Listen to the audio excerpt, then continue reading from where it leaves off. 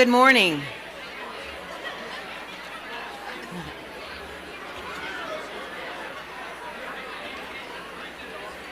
Good morning, everyone. We are so glad you are here. We've got a full house. We'd like you to go ahead and find your table, have a seat, so we can get started. We do want to get you out of here at a reasonable time, but there is so much ahead for you in this next lunch hour because it is going to be a fantastic time for you. You will walk away changed. I've been here many, many times, and it happens every year. We want to thank you and welcome you for coming to Siskin Hospital's 21st annual Possibilities Luncheon. I'm Cindy Sexton from Local 3 News. It's a pleasure to be here today with all of you. We're here to support Siskin Hospital, and I love this. They say it every year, and we are celebrating life beyond disability and to recognize the possibility of having a fulfilling, creative life after traumatic injury or illness.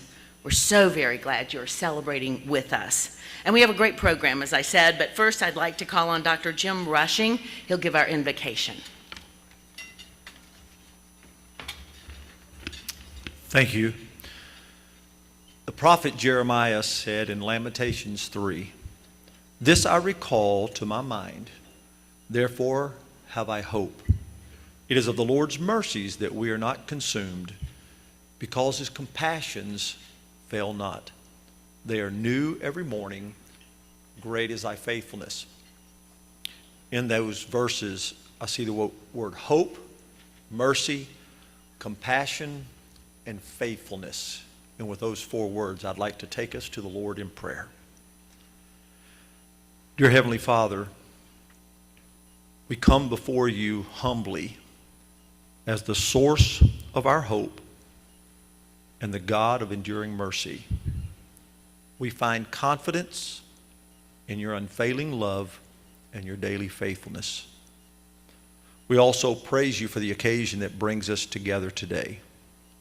You are the giver and sustainer of life. You are our healer, sustainer, refuge, and strength. You are the source of every good gift. Today we celebrate the miraculous story of Command Sergeant Major Evans. As we hear of healing and restored quality of life, may we rejoice in the truth that we are fearfully and wonderfully made. We acknowledge that healing is often accomplished through human instruments. Thank you for Siskin's unrelenting commitment to the needs of the people. We thank you for the doctors, nurses, therapists, caregivers, and support staff whose skills you use to restore health and improve quality of life. May we be mindful to thank you for the many possibilities this day affords us. And we ask this in your holy and matchless name. Amen.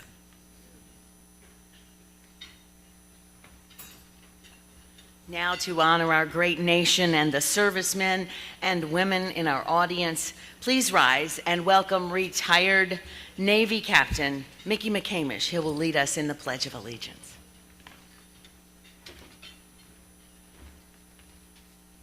You know, we recite the pledge so frequently that sometimes it becomes routine. So I'd like for us to just remember that the pledge, it honors a flag. It honors the country. It honors the country that we love so much. It honors the country that Command Sergeant Major Evans, myself, and many of you served our nation, put our lives on the line to preserve the freedoms that we have today.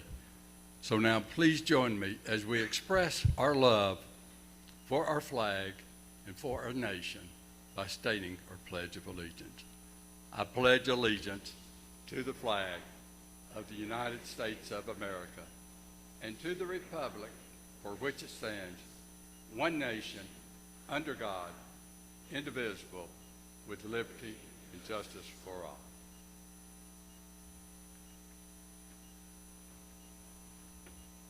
Thank you, Captain McCamish. Please enjoy your lunch. We have so much to share with you today. We are going to go ahead and get on with this program. I told you before, it's the 21st annual Possibilities Luncheon. Oh, wait a second.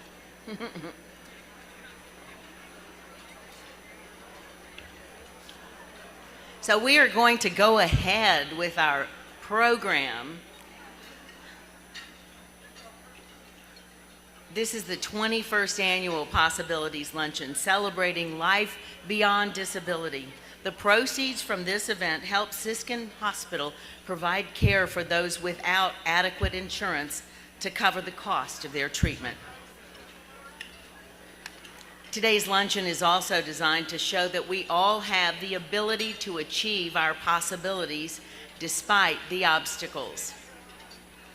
And we want to say thank you to our friends at Unum. They have offered their support as premier event sponsor for all 21 years of this incredible fundraiser. We thank you for your continued sponsorship.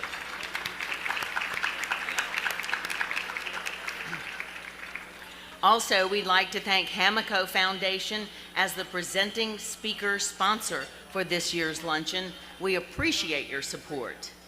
And now, I'd like you to pay attention to this. It's the inspiring story of Susan Johnson and the incredible team who cared for her in her recovery.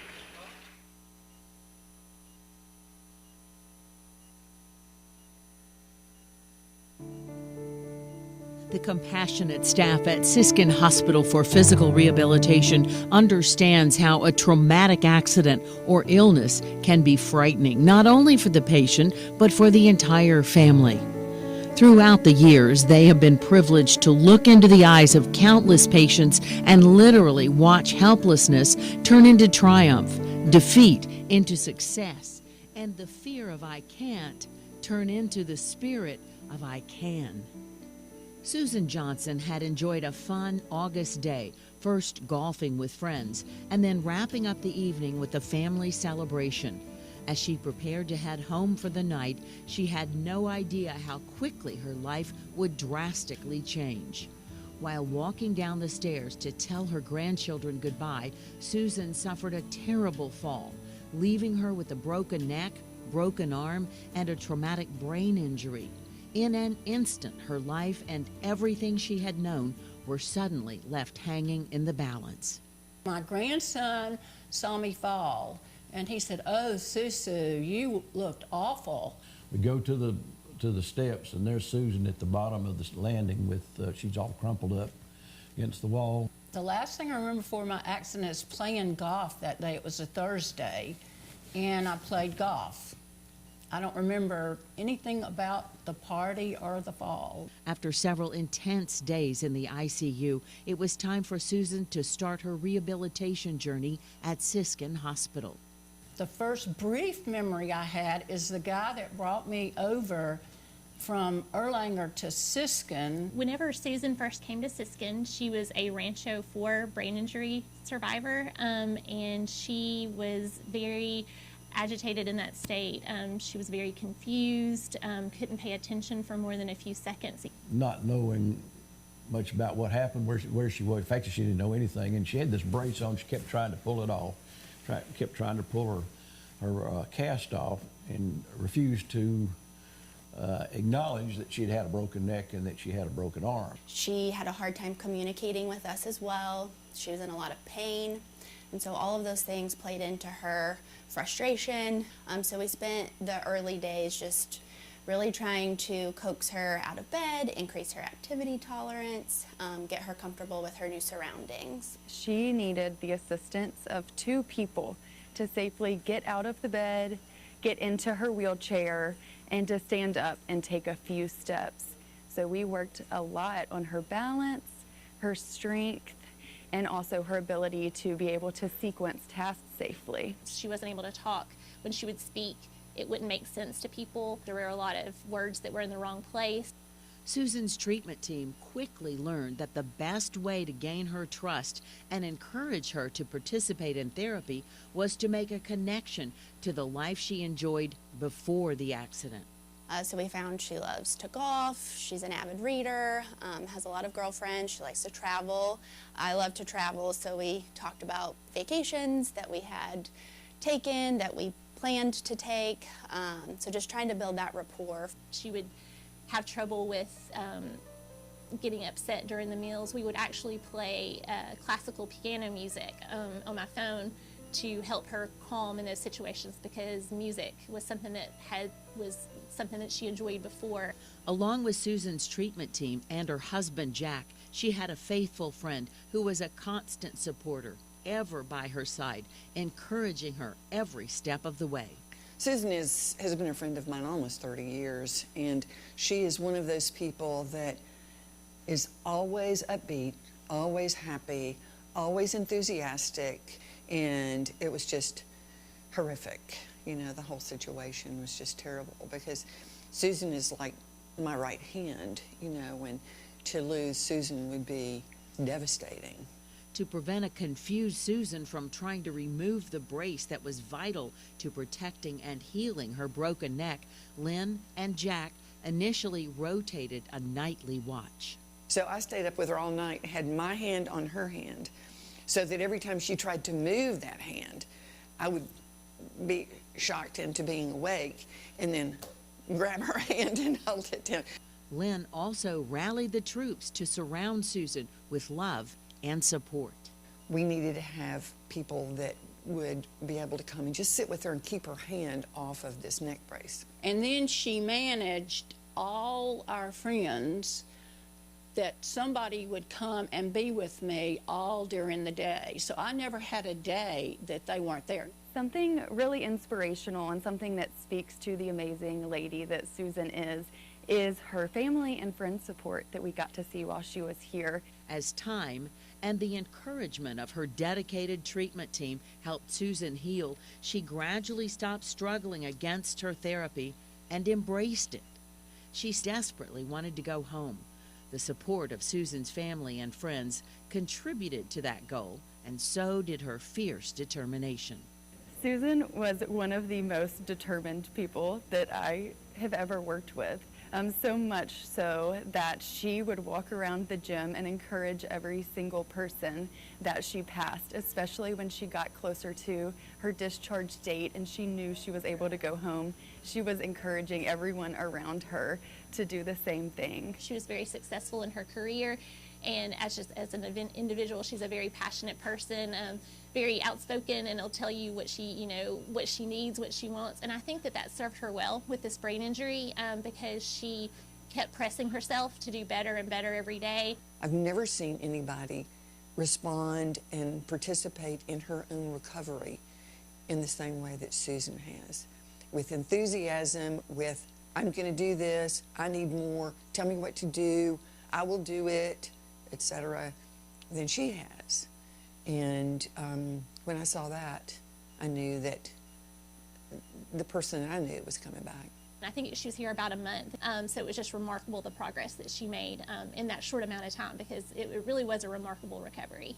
She started off on a puree diet, which is just blended like the consistency of like baby food and regular liquids, but it was because she couldn't recognize the fact, she couldn't attend to the food in her mouth.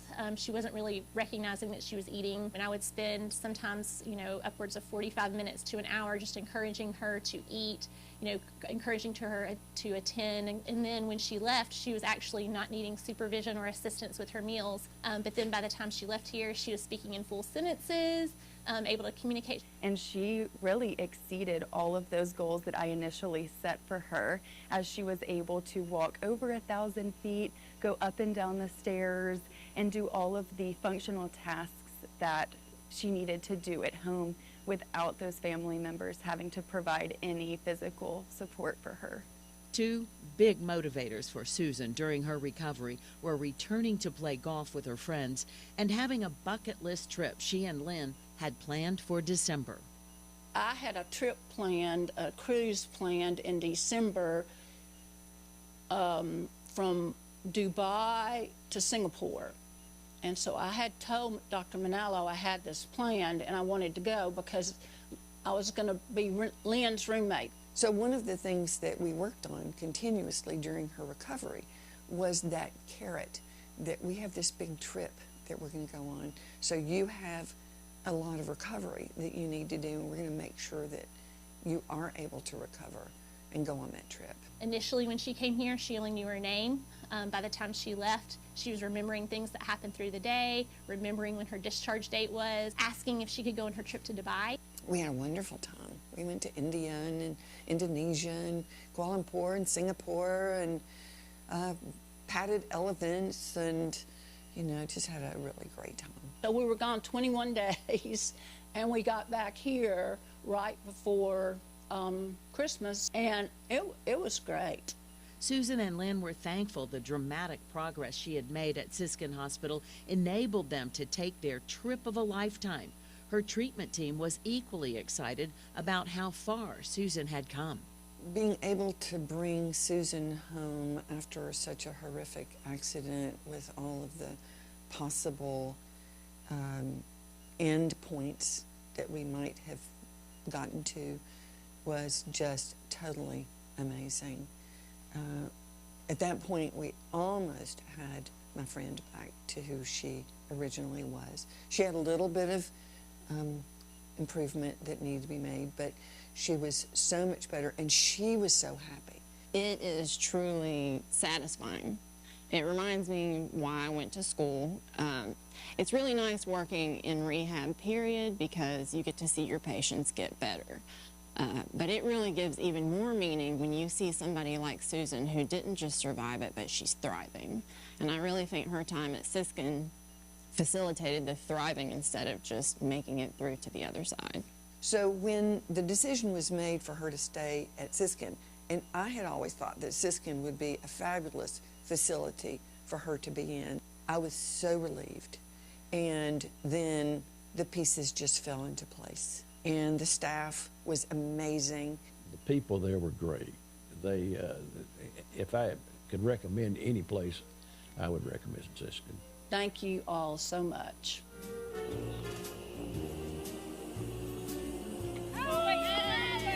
You've got a friend in me.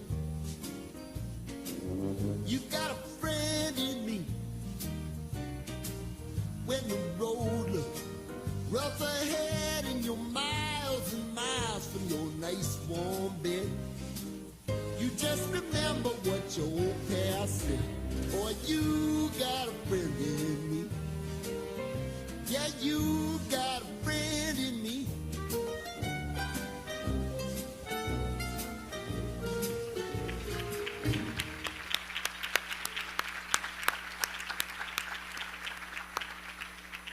Ladies and gentlemen, please meet Susan Johnson.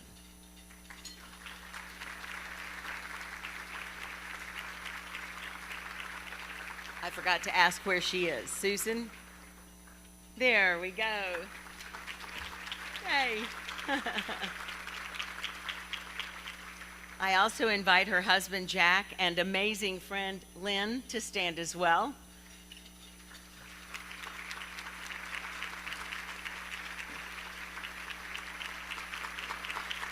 Oh, so glad we brought the house lights up. And while they are standing, let's have Susan's team of friends and caregivers while she was at Siskin Hospital to please stand.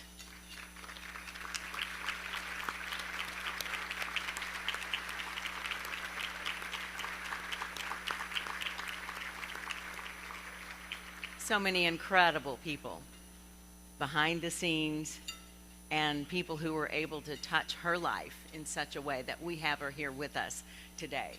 It truly is a miracle and one of the many things that Siskin does every day. I'd like to ask Matt Gibson, Siskin Hospital President and CEO, to come forward now.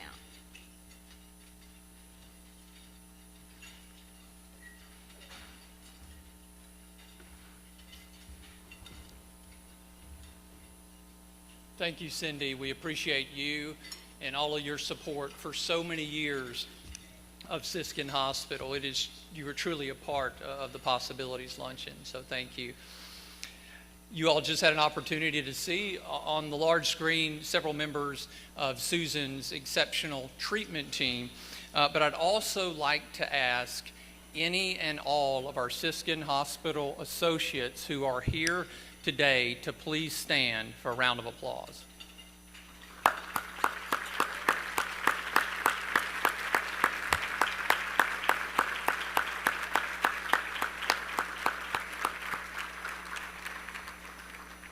Thank you for what each of you do for so many patients and all of the communities we serve across the region.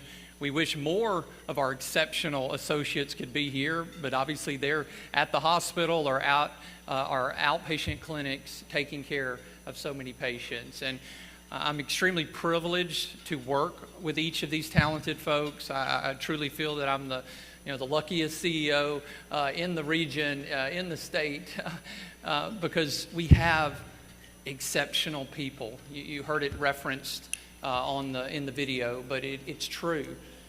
Regardless of what their role is in helping our patients, we have truly exceptional folks.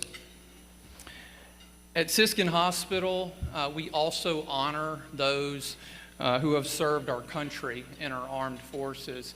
And I'd like to ask if everyone in the room who has served our nation in our fine military could also please stand. Anyone that has served our nation.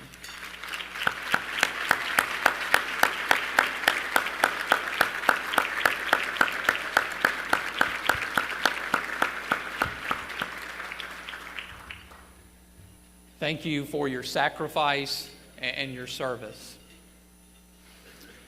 We also honor our patients at Siskin Hospital, our patients who entrust us with their care following some unexpected traumatic event. A traumatic event could happen at any point. Heaven forbid it could happen to one of us leaving here today. And so our patients come to us in a significant moment of need. And they're trusting our talented associates to help them learn to talk again, learn to walk again, learn to pick up their grandson again, learn to cook their favorite meal, learn to do so many things that are important to each of us. And our talented associates honor our patients by helping them get their lives back every day.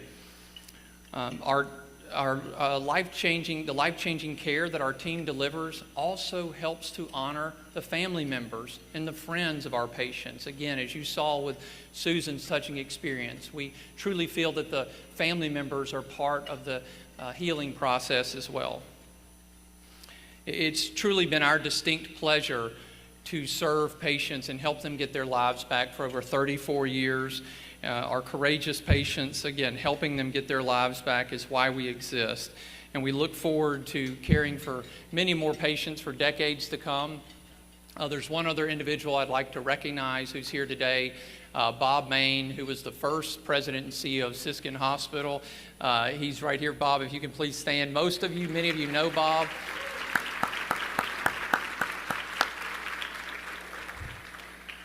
Bob was the first CEO and truly set Siskin Hospital on the course to change so many, literally thousands of lives over so many decades. We can appreciate his continued support and involvement and just presence and with me and with the overall hospital. So thank you, Bob. All right, now I would like to introduce you all to a very special couple. Many of you know them. Along with their daughter, though, they have experienced firsthand what Siskin Hospital stands for. Jay and Cynthia Dale, I'd like you all to meet them. They are our Possibilities co-chairs for this year. And if you all could please come to the stage.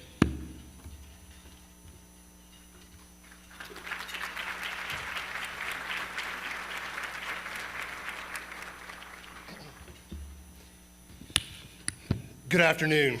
As we just saw in the videos, so much is possible because of Siskin. For us, it's a personal story that we'd like to share with you.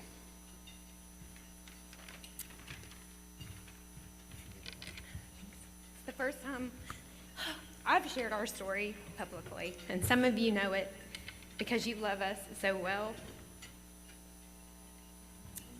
In July of 2020, our daughter Caroline was in a terrible accident. She had what the doctors kept calling a catastrophic ankle injury, which was repaired with arthroscopic surgery and the promise of possibly more surgeries to come. She had broken her radius and her ulna in her right arm, and it had to be repaired with metal plates. But the injury that got us the most was when they told us Caroline had broken her back. Her L4 and L5 vertebrae had to be repaired with 2 titanium rods. 3 surgeries, 4 days, 18 years old. On day 6 of Caroline's recovery, her trauma team came in, and if you've ever had a trauma team, it's like everybody in this room at the foot of your bed. And they have this plan for your daughter, and they say, Caroline needs rehabilitation. And Jay and I were totally for it, and our other daughter, Emma, we were like, yeah, we can help her with this. We'll go home, we'll get home health. Caroline was an athlete. She can recover. I was a teacher. I can boss her around and get those therapies done. But they looked at us and said, no. Caroline needs at least 2 weeks of intensive in-house physical therapy. And that was mind-boggling to Jay and I. So as we had been doing during the course of her recovery in the hospital, we went to Facebook and we asked for prayers as we made a big decision on Caroline's health care moving forward.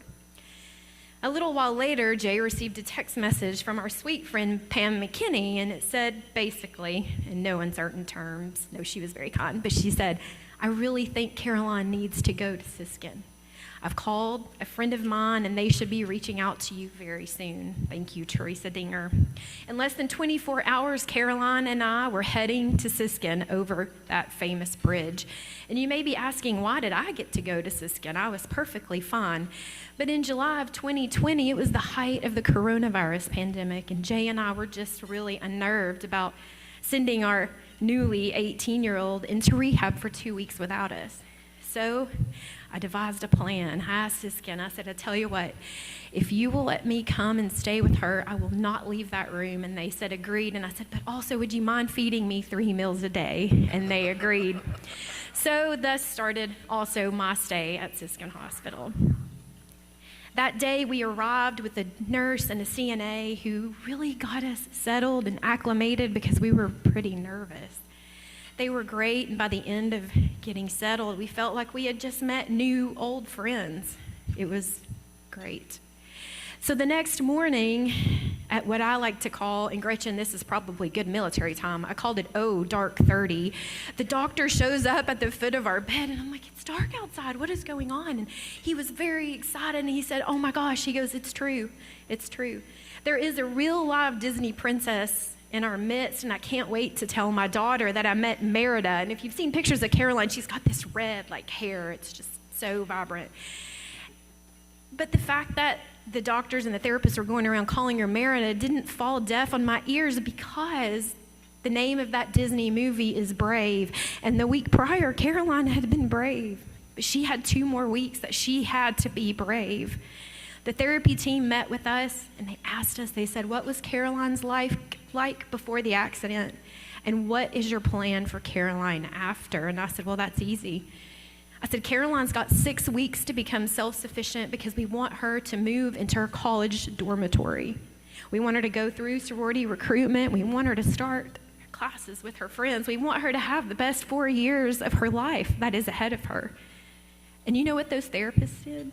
They said, okay, we got you, no problem. They didn't try to tamp down our goals. They didn't try to say, oh, I don't know. They said, yeah, we're going to get her moved into that dormitory. And so they taught her how to be self-sufficient, tape up that right arm, that leg, brush her teeth with her left hand, her hair, of course, put on her makeup with that left hand. They taught her how to be alone because I was about to drop her off at college. What was to be a 14-day therapy turned into only 6. She worked hard, and the therapist worked hard, and we are grateful for that. You may notice that she's not here today because she is living her best life. She is traveling on vacation with her girlfriends for spring break. She's currently the PR and marketing intern at the Chattanooga Zoo, and on May the 4th, she will walk across the stage and graduate with her bachelor's degree.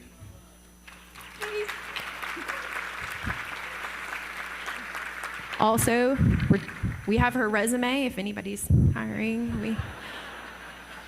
She's a hard worker, I promise. Our family could not have done it without the people at Siskin Rehabilitation Hospital. Jay and I and our daughter Emma, it was a challenging time for us, but our help never wavered. And Siskin, thank you so much. They say anything is possible at Siskin, but I kind of want to shift that narrative because I feel like it should be everything is possible with Siskin. Doctors and therapists never put limitations on their patients, and we are grateful for that hope. Thank you.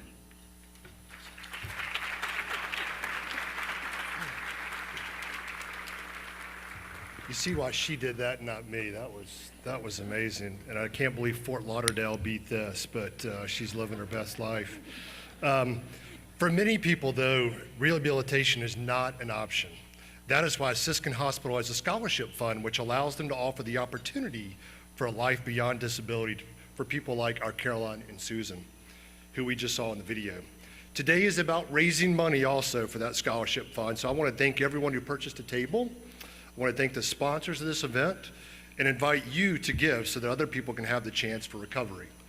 The cost for each patient admitted with a scholarship to Siskin Hospital is in excess of $14,000, $14,000. So you have a couple ways for you to give. At your tables, there's some envelopes where you can fill out a pledge, and there's also a QR code you can scan as well. So please join Cynthia and I in donating so that Siskin Hospital can continue to help others who desperately need rehabilitation. We'll take 3 to 4 minutes, or as much time as needed.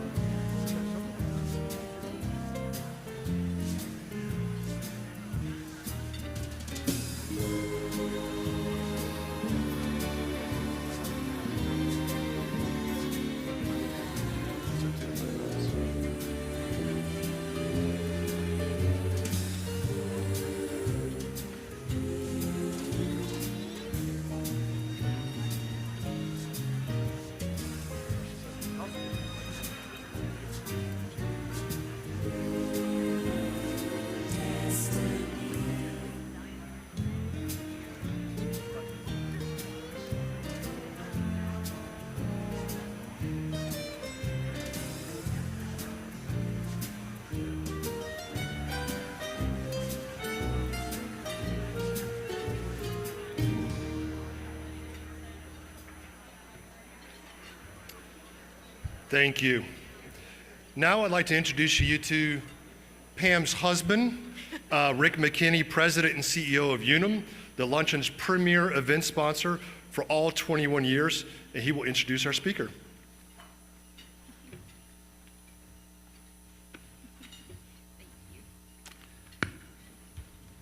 Thank you, Jay. Thank you, Cynthia, for your story and sharing and co-chairing. It's such an important thing to do that. I'm proud here representing our Unum team, 3,000 employees we have here in Chattanooga, a couple tables down here as well, which we wake up every morning similar to Siskin and think about how we can help people at time of need. So we've always appreciated being a sponsor of this event for the last 21 years. I'd also tell you on a personal note, I've also seen firsthand what Siskin can do. I've been a board member for the last 10 years, and also we've seen crisis in our family, and we've seen firsthand the magic that Siskin can do. And so because of Siskin, we can. Today I'm honored to introduce our guest speaker, Command Sergeant Major Gretchen Evans. Command Sergeant Major Gretchen Evans is one of the most decorated female veterans in U.S. history. She had a successful military career as a senior intelligence analyst and a paratrooper, during which she operated in several high-tempo and dangerous missions, including around the world, including in Grenada, Kosovo, Bosnia, Somalia, Iraq, and Afghanistan. In 2006, while serving in Afghanistan, her life changed forever when a mortar blast threw her into a concrete bunker wall, causing traumatic brain injury and 95% hearing loss. She received the Bronze Star for valor and heroism in combat, but unfortunately, the accident ended her military career. During her recovery, Evans formed the team Unbroken, an adaptive racing team consisting of primarily veterans that also faced life-changing injuries or illness. The team was actually competed in the world's toughest race competition in Fiji, which you can actually see out there today on Amazon Prime. Because of her work with Team Unbroken, ESPN presented Evans with the Pat Tillman Award for service at the 2022 ESPYs. Before she comes on stage, I'd like to share this video with you.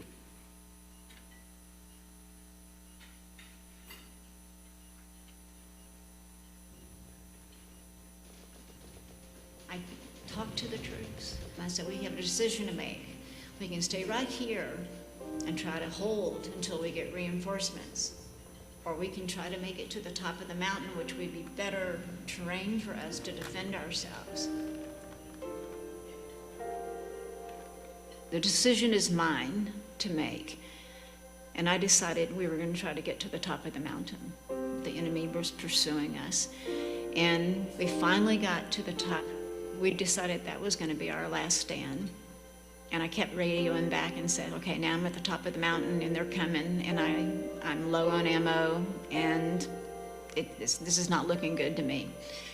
So we laid down and we took our magazines and we stacked them. And we said, okay, bring it. And then I heard it before I ever saw it, that beautiful sound of a helicopter. It's Apaches, still makes the hair on the back of my neck stand up, flew over us, and fired those missiles into those enemy troops that had been pursuing us, and took care of that. And as we're pulling away, I thought to myself, I've just spent a lifetime on that mountain. I left 3 men on that mountain. And actually, I left part of myself on that mountain. I went to the pilot and I said to him, thank you for saving us. And he goes, Sergeant Major, we were listening to you all morning on the radio. We were not going to leave you on that mountain. And I just said, thank you. Thank you for doing that. I appreciate that, I really do. And he goes, that's my job. That's what I do. Gretchen Evans' courage and leadership was tested that day in Afghanistan. And yet, there would be many more difficult days ahead. 6 months after that mission, she found herself in harm's way again. As she commanded her troops to take cover, a mortar blast threw her against a bunker head first. She'd survive, but be placed in a medically induced coma.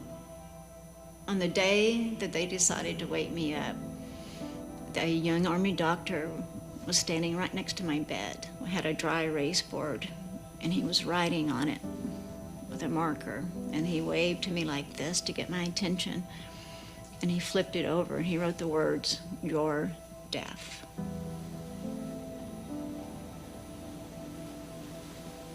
And so I took the board from him and I wiped it off with my hand. I wrote the word forever and showed it to him, and he nodded his head. Her 27-year military career, spanning her entire adult life, was over. Diagnosed with a traumatic brain injury and severe PTSD along with her deafness, her re-entry into the civilian world became an all-too-familiar veteran's tale. And all of a sudden, I had to shift into a world that I didn't understand and had not been a part of. I felt worthless because I didn't think I could contribute anything to life anymore, and I wanted to die.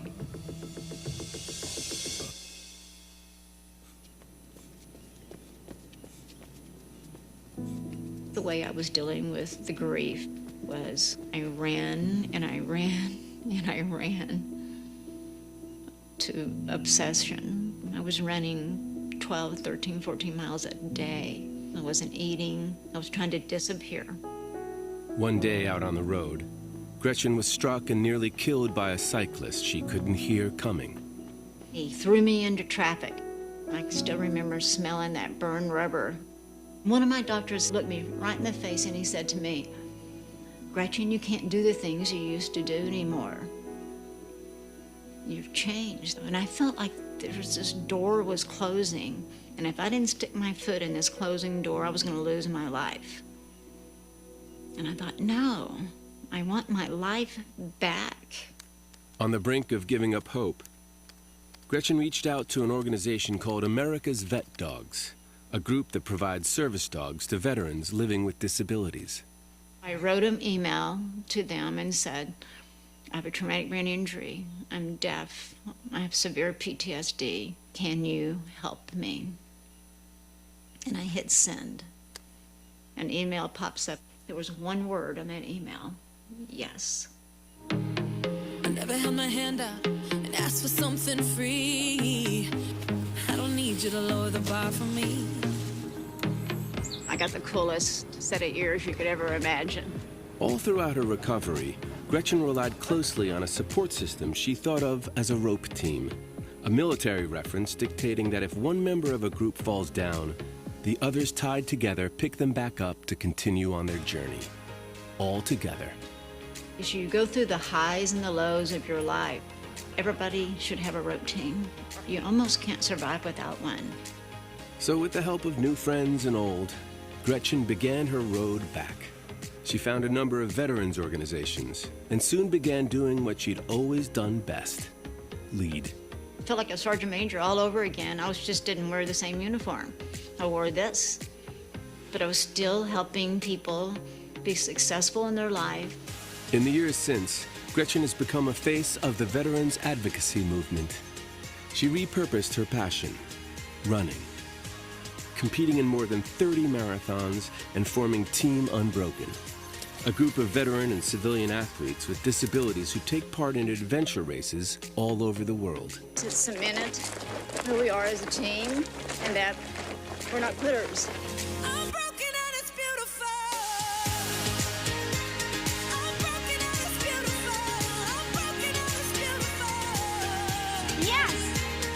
They've raised tens of thousands of dollars for veterans organizations and have tied themselves together as a new rope team.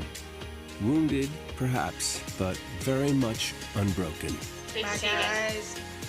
Do hard things.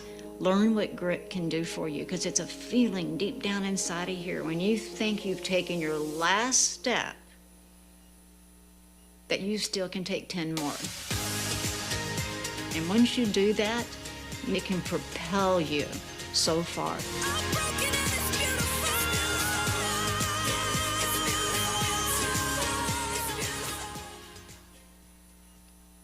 Ladies and gentlemen,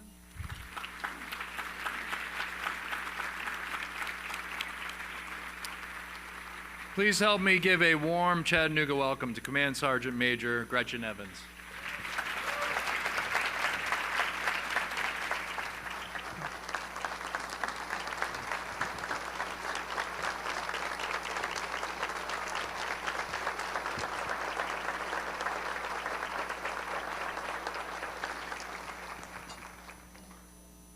Okay, so I'm doing a little sound check to my people over there because, you know, I'm deaf and I can't hear myself.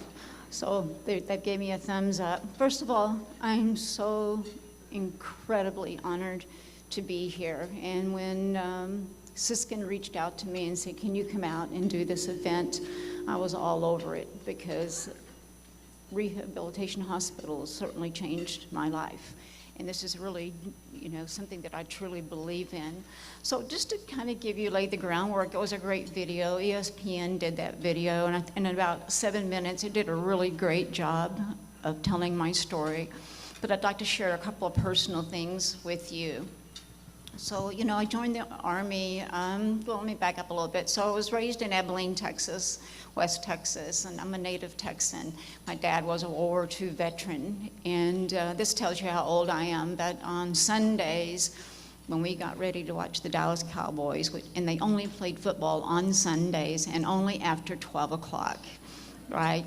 So you had the little pregame, and then they played the national anthem, and then the game started. And I know that standing in our living room getting ready to watch the game, we always stood when the national anthem was played. And so there was this sense of patriotism early in my life.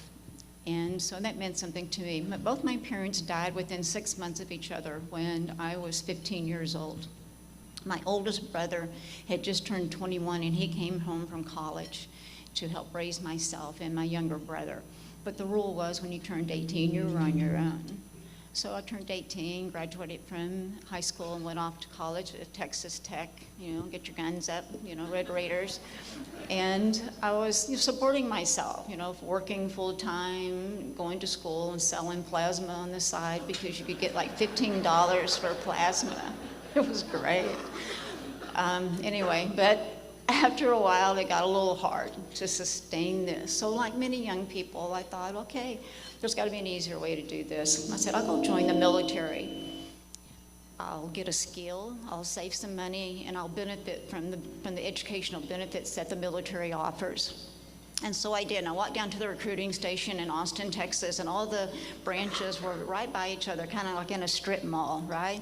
And I didn't really care which branch. It made no difference to me. So I just walked in the first door, and it was the Marine Corps recruiting office. And I walked in there, and there's a big old honking guy with guns and steam coming out of his ear and veins out of his neck. He comes up running at me, and he goes, "No, no, no. You are too small to be in the Marine Corps." Okay. And, you know, I didn't want to tangle with him. He looked a little angry, so I backed out. And I went next door, and it was the Air Force recruiting office, and I thought, okay, I'll fly airplanes. And I went in there and said, I don't want to do anything else in the Air Force, but I want to fly. And this recruiter comes out with a tape measure and measures me, and he says, I'm sorry, you have to be 5'4" to fly in the Air Force. And I'm thinking to myself, size does matter. So I went next door. It was the Navy. You know, I'm feeling a little, you know, not appreciated here, okay? Trying to think how can I grow a couple inches really fast, okay? But went into the Navy, and they didn't seem concerned about my height, and I was just about to sign that contract. And I looked up, and you've seen these posters before of the Navy guy standing like this with the little, you know, Cracker Jack hat on with the bow tie, and I looked down, and I saw that the uniform, and he had bell bottoms on, and I said, are you guys still wearing that uniform? And he goes, well, yeah. And I said, no. I cannot wear bell bottoms again, really. And I got up and I left, okay? And I backed out very nicely, and I'm on my last door. It's like, you know, let's make a deal. This is the last door. It happened to be the Army, and so I didn't want to waste a lot of time. And I walked in there and I said, you got any problem with this package? And he goes, no, we don't care how big you are.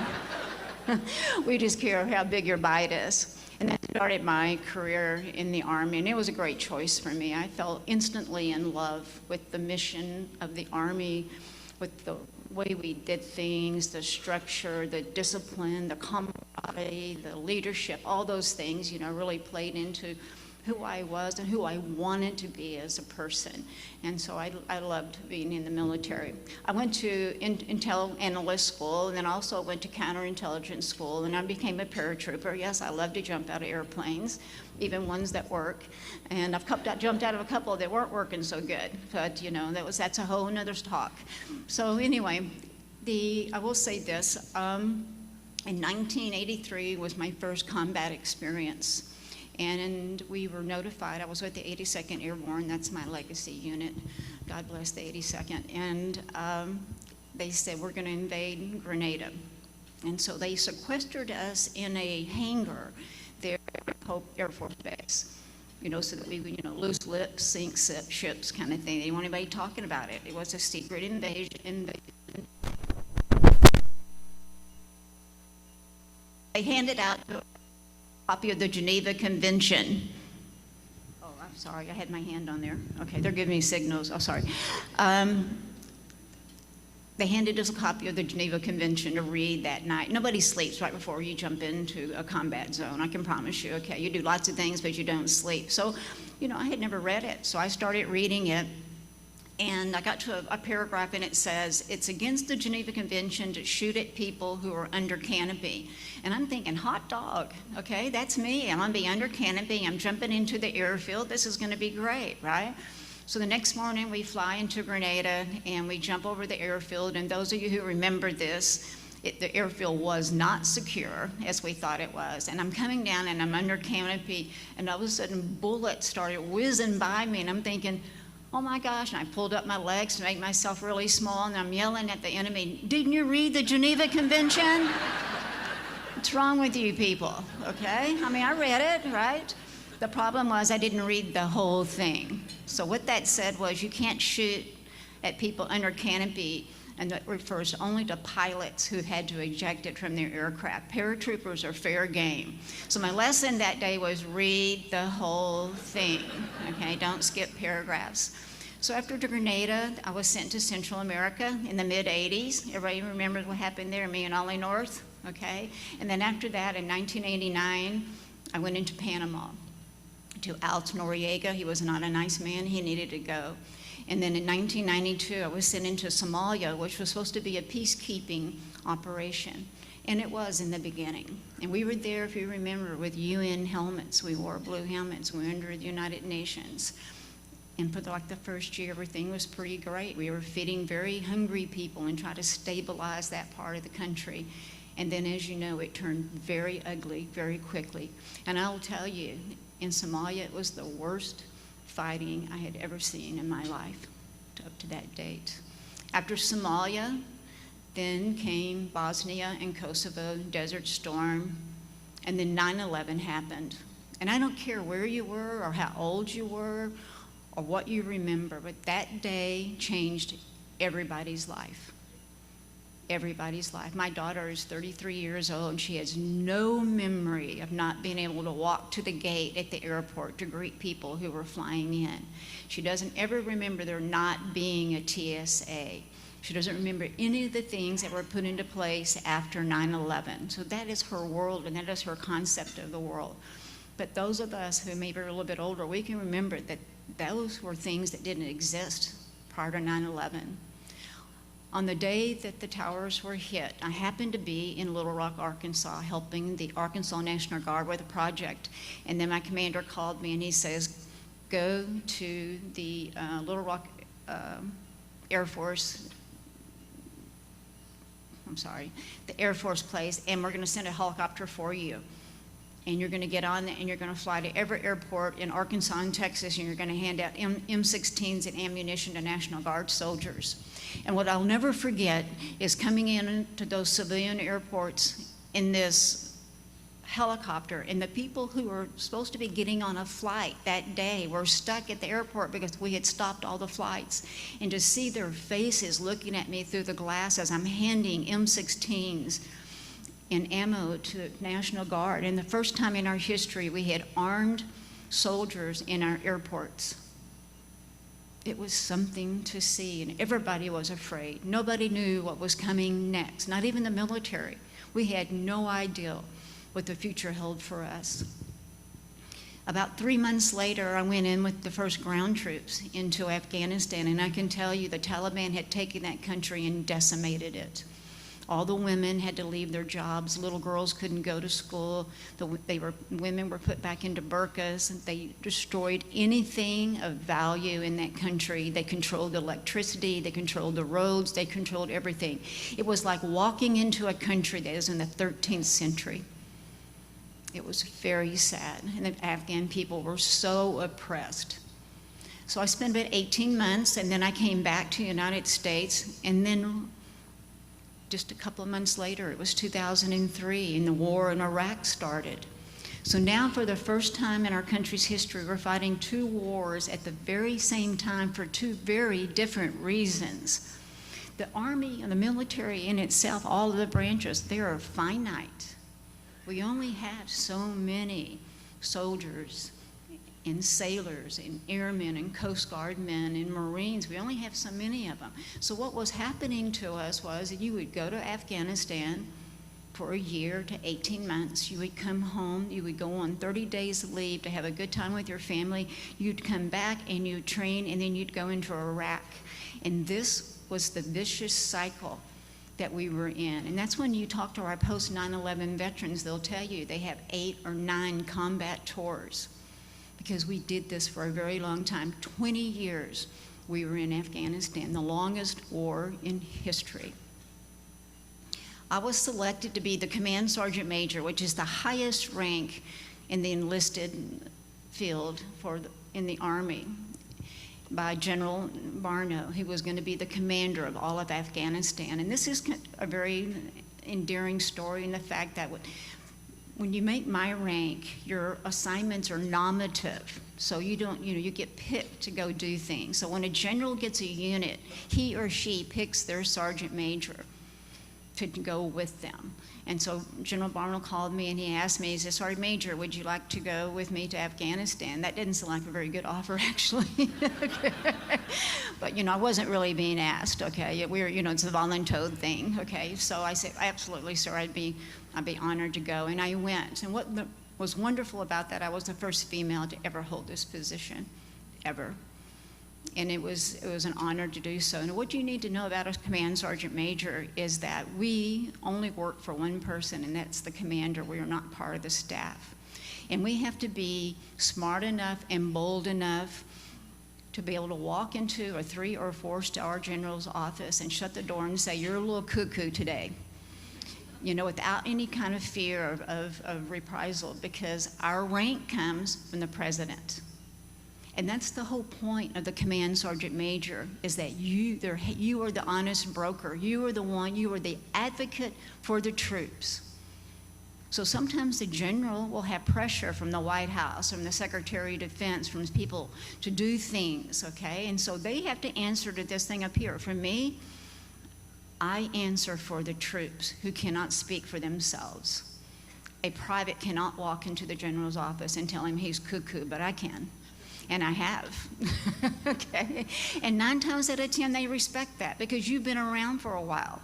So like for General Barno, he'd been deployed 2 or 3 times. I was on my 9th combat tour. So there was some wisdom to impart there. So I'm going to talk to you a little bit about the mountain, as you saw in the film. There were 2 things that happened to me in Afghanistan that changed my world forever.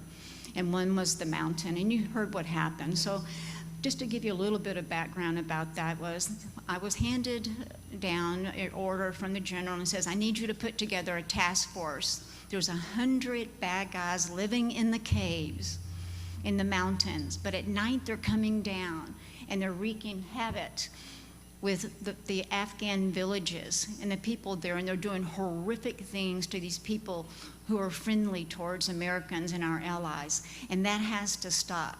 So when you get that order, you call in all your staff officers, your artillery guy, and your air support guy, and your intel guy, and your logistics guy, and everybody, and you all sit around for days without sleep until you find and you work out this perfect operation order.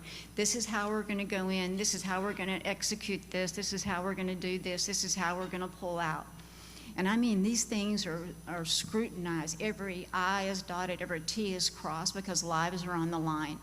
And the last briefing I got before we left was from my intel officer, and he said to me, Sergeant Major, you outgun them and you outman them. This ought to be a cakewalk for you. So that morning, early before daybreak, dark 30, we all get into 4 Chinook helicopters. And we fly to the base of that mountain, and it's flat. Now, the Chinooks never land because they were big, heavy helicopters. And also, they kick up a lot of dirt and debris when they get close to the ground. So when they're about 4 feet off the ground, we start jumping out. And the operation order had given 3 rally points. There was a right flank, a middle flank, and a left flank. And this is the way we were going to approach the mountain. So I remember coming in, and I was in the 3rd helicopter, and troops were already jumping out, and then it was my turn to come in, and we started jumping out. And about the time my feet hit the ground, we started receiving machine gun fire from the front.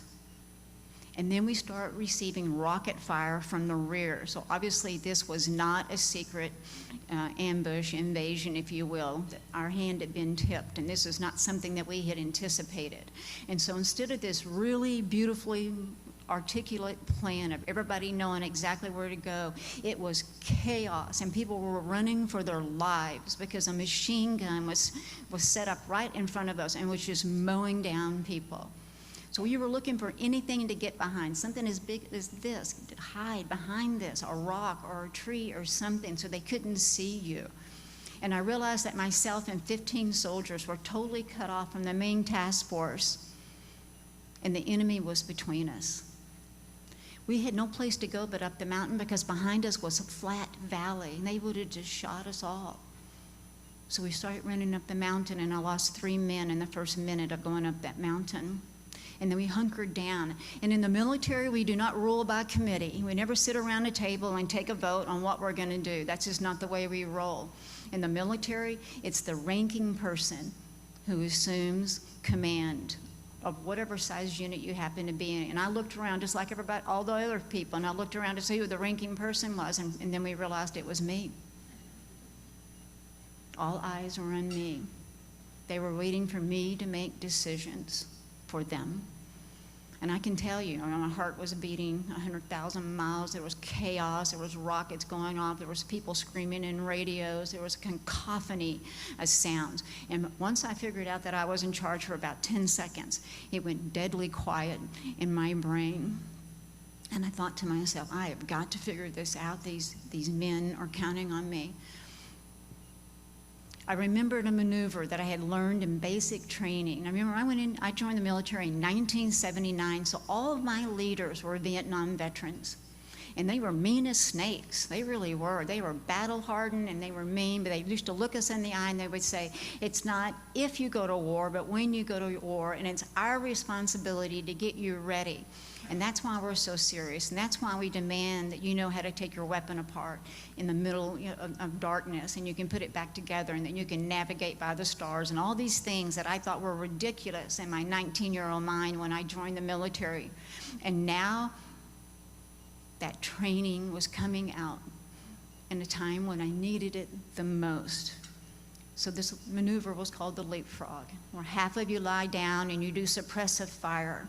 That means putting your weapon on automatic and shooting as many rounds down range towards the enemy as you can, while the other half of you runs up the mountain and finds another place where you can get behind something. And we were doing this all the way up the mountain, and I got about halfway there to the top, and I realized I had 2 serious problems. I was running out of ammo, and I was running out of terrain. I could see the top of the mountain. And as you know the end of the story. We got to the top of the mountain, and I'm going to tell you, there was no way I thought we were going to get rescued off that mountain. I had been on the radio all morning asking for help. And when they kept saying, negative, Sergeant, it wasn't personal. It wasn't like, oh, we don't care about you and we're not going to come get you. No, they couldn't send in close air support or Apaches or anything because they had surface-to-air missiles on the ground. They would have just shot them out of the sky. So you don't waste more lives trying to attempt to save people. It's just the way that it is. It's like any businessman or woman who's out there. You have to make tough decisions sometimes. They say the burden of leadership is responsibility. And sometimes a hard, what seems like a bad decision really is the best decision that you can make. It's tough. being leaders. It's tough to get people to understand that following procedure and orders and doing things like that are important. We came off the mountain, and then, as you know, we evacuated our wounded, and I went and thanked the pilot 6 months later. Okay, we're towards the end of our tour. They call it right seating. As I'm starting to send troops home, I had 30,000 troops. I'm starting to send troops home. The unit that's replacing us is bringing troops in. It was the 10th Mountain that was replacing us. We call it right seating. So it's like when you teach your child to drive. You don't put them behind the wheel first. You put them in the right seat. You show them how to do things. And then when they're ready, you put them in the driver's seat. So we were giving them the lay of the land. Here's where the friendly village is. This is a nice warlord. They're so So all these kinds of things. But it's the most dangerous time in a deployment. Because why? They start thinking about going home. They have been gone at a minimum of 18 months, some of them 2 years. There have been babies that have been born since they've been gone. Wives are waiting, husbands are waiting, fathers, sons, mothers, everybody, dogs, whatever it is they're fighting for is waiting for them on the other side. And if you ask a soldier why we fight, it's never about politics or about oil or about land. What we fight for is the address that's on our driver's license, our home address. And it could be Tennessee, or it could be Texas, or it could be Kentucky. It does not matter. It's that address. Someone I care about, someone I love lives there, and I'm doing my very best to keep evil at bay from going to that home address. That's what motivates us to run up a mountain. That's what motivates us to run into enemy fire, is that we're trying to protect our home address because we love what America stands for and the people who live here. I just gotten out of the helicopter at one of my forward operating bases. Is right on the border of Pakistan and Afghanistan, and I was giving them this talk. Men and women, we're almost home. We're so close you can almost smell the apple pie. But we're still in a very dangerous place, and I need for you to keep your head on a swivel, so I can put you on that freedom bird so we can go home and you can see the people that you love. So please be very careful. And I just gotten these words out of my mouth when rounds started coming in, and they started coming in like rain. It was peppering us. The only thing to do is what protocol dictates, and you send out your quick reaction force. It's up armored Humvees with Mark 19s. You're going to go find out whoever it is that's firing at you. And then you call in the Apaches, say, go take care of those people.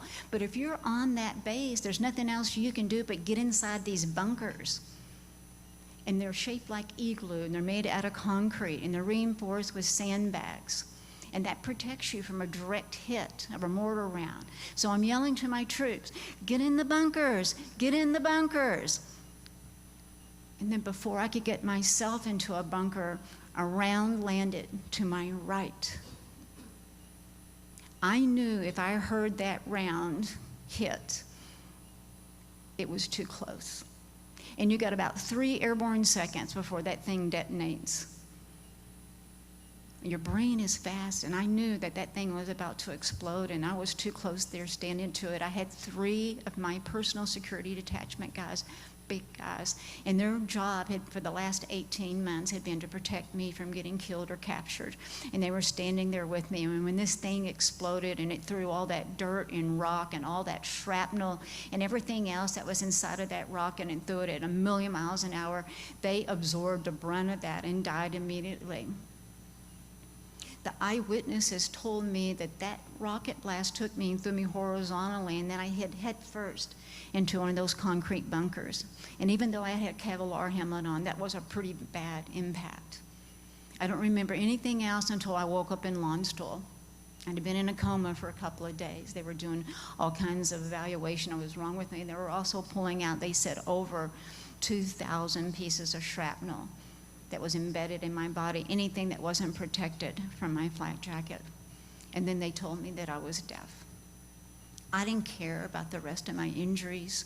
I didn't even care that I was deaf. What almost killed me and what brought me to my knees was the fact that I knew for certain that I was never going to wear the uniform on active duty again.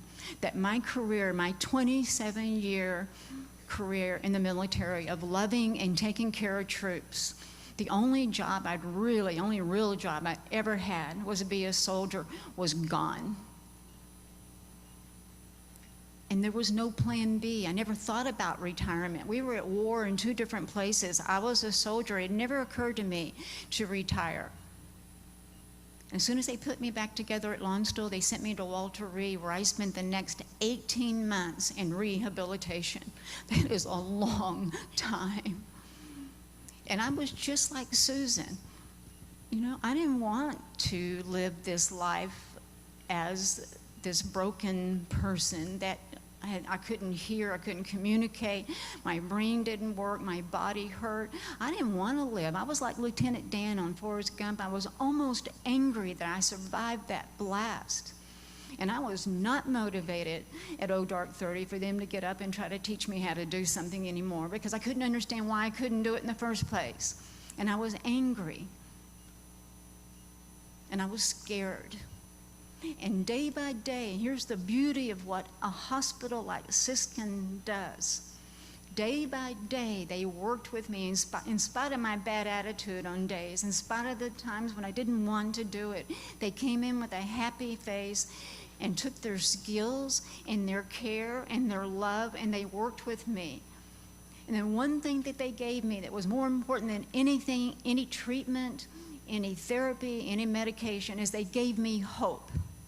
Every day they said to me, Sergeant Major, we're going to get better. Every day they come out with a new way to deal with brain injuries. They come out with a new way for people who are deaf. They come out for a new way for people whose skeletons being rearranged. Every day innovation is doing something. We don't know what tomorrow's going to look like.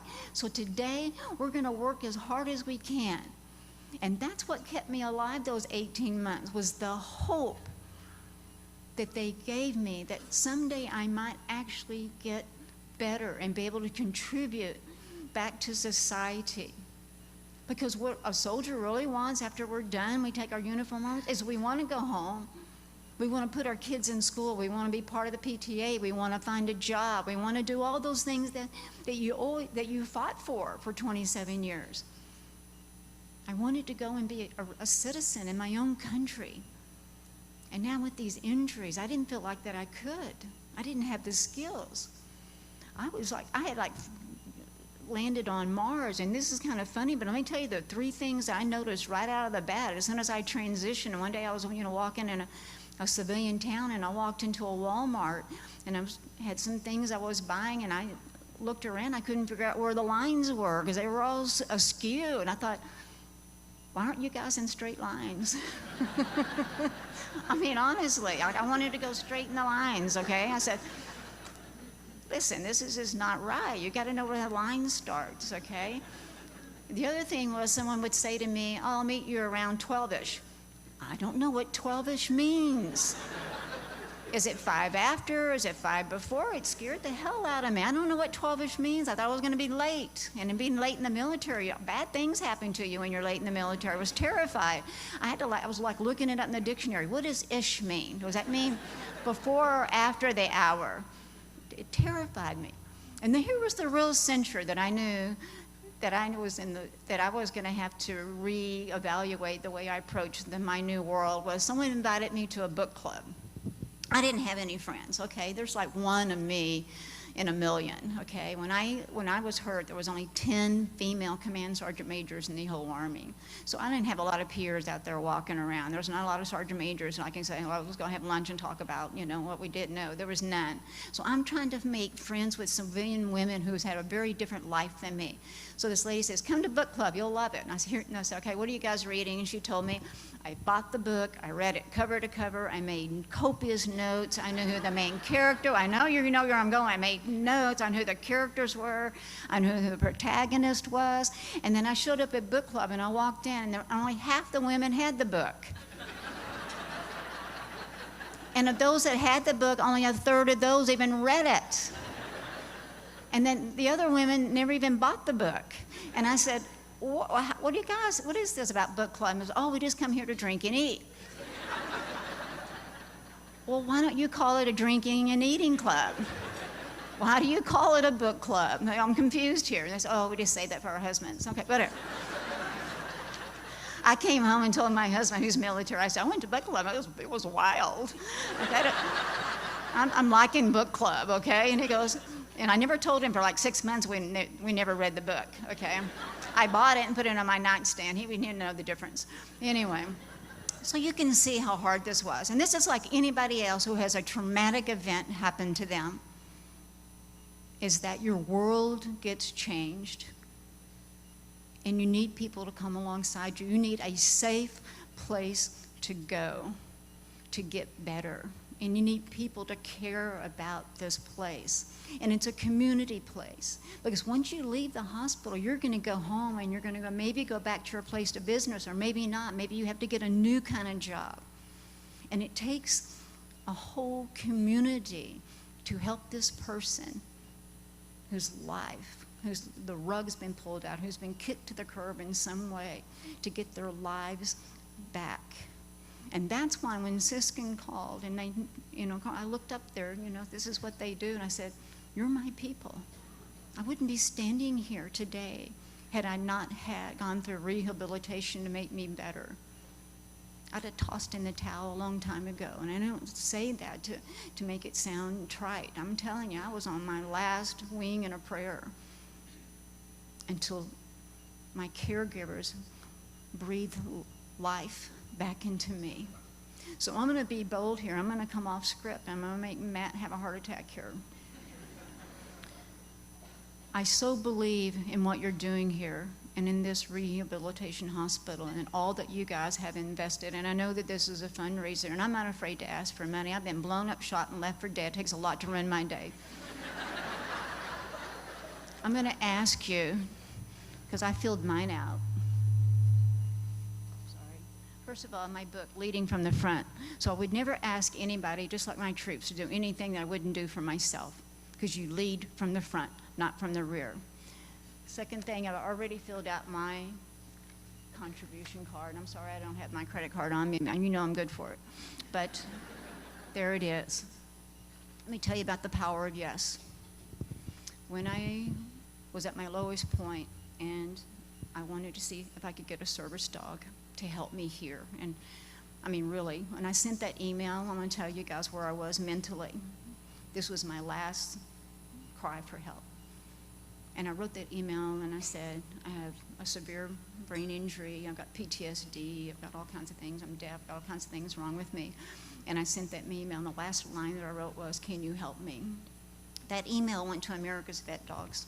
What I didn't know until later is that America's Vet Dogs had never trained a hearing service dog before.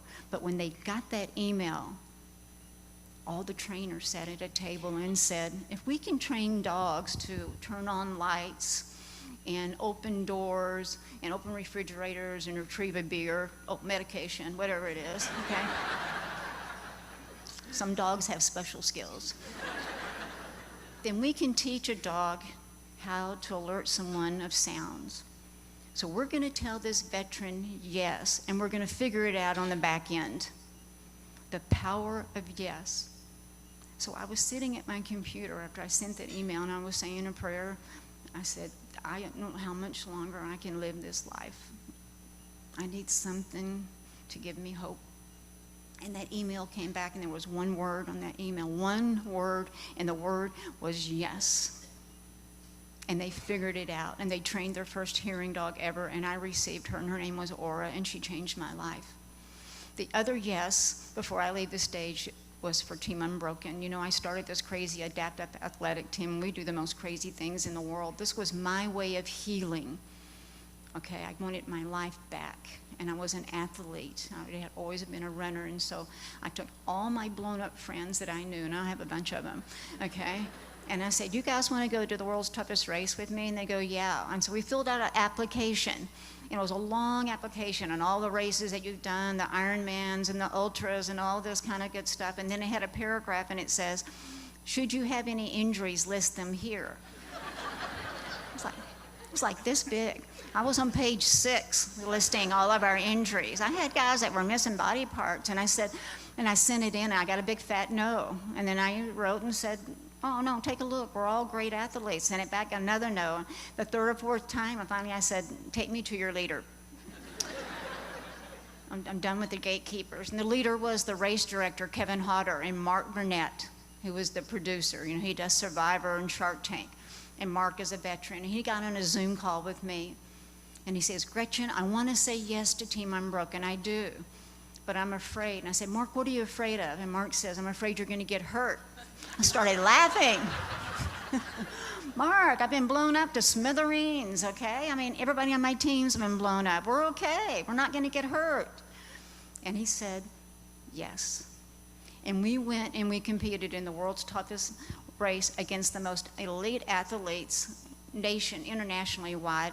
They had the best equipment. We had really crap equipment because we didn't have a budget. We didn't have any sponsors. My husband wrote a $40,000 check from my retirement account and says, go live your dream.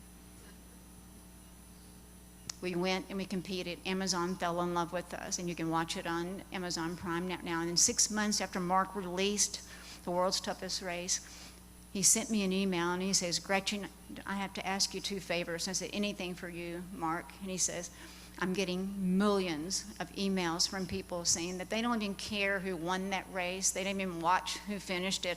But everybody knows who Team Unbroken is. And you're changing people's lives because when they look at you, they don't look at themselves and say, I don't have an excuse not to live my best life. If people on Team Unbroken can get past their injuries, and what we say on Team Unbroken is this, our disabilities do not define us or what we can accomplish. We get to do that, not our disabilities. And we believe that what is within you is stronger than anything that's in your way, that you have that grit and that gumption and that resilience to live your best life in spite of what has happened to you. And if Mark hadn't have said yes that day, Team Unbroken would never have done the world's toughest race. And to this day, we're still racing because Mark Burnett said yes. So today, we're going to say yes. We're going to say yes to Siskin Hospital. We're going to get scholarships for people who can't afford to go through rehabilitation because we owe that to them as citizens of this world. If you can ever help anyone, you should always say yes. It's a powerful word. I thank you for having me here today. You guys have been awesome. I'm so proud of what you're doing here, and I love your city, and I love Siskin Hospital. Thank you so much.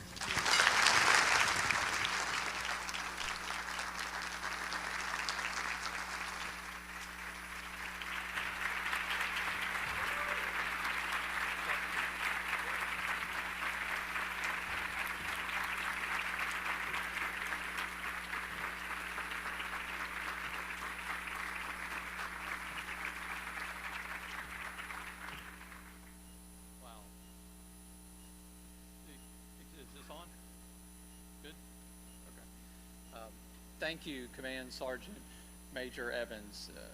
Inspiring, unbelievable, motivating.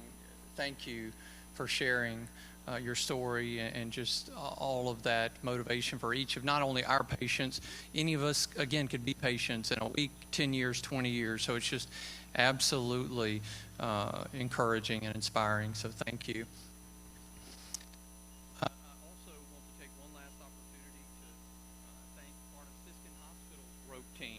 Our sponsors, Unum, Hamaco, Robert and Pris Siskin, and everyone who made today possible.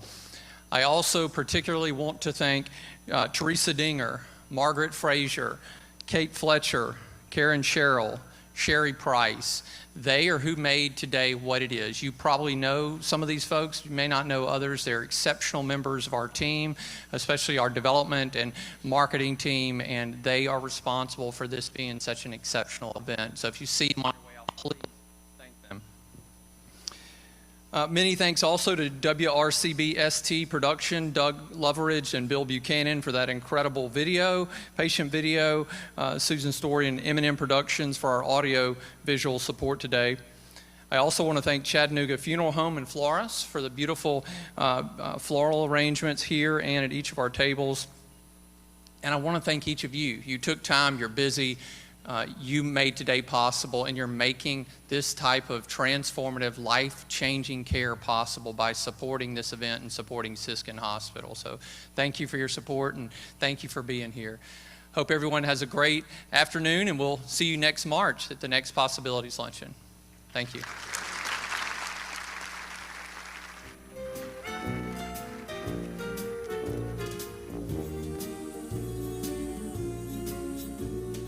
You've got a friend in me. You've got a friend in me. When the road looks rough ahead and you're miles and miles from your nice warm bed, you just remember what your old past said. Boy, you got a friend in me. Yeah, you got a friend in me.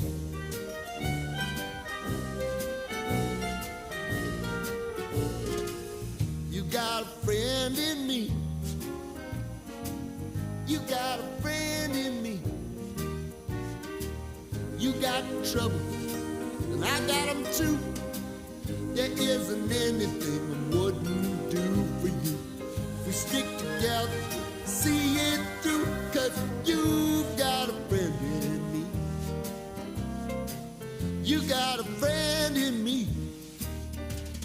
Now, some other folks might be a little bit smarter than I am, big and stronger too, maybe, but none of them will ever love you the way I do. It's me and you, boy, and as the years go by, our friendship will never die. You're gonna see it's our destiny. You got a friend in me. You got a friend in me.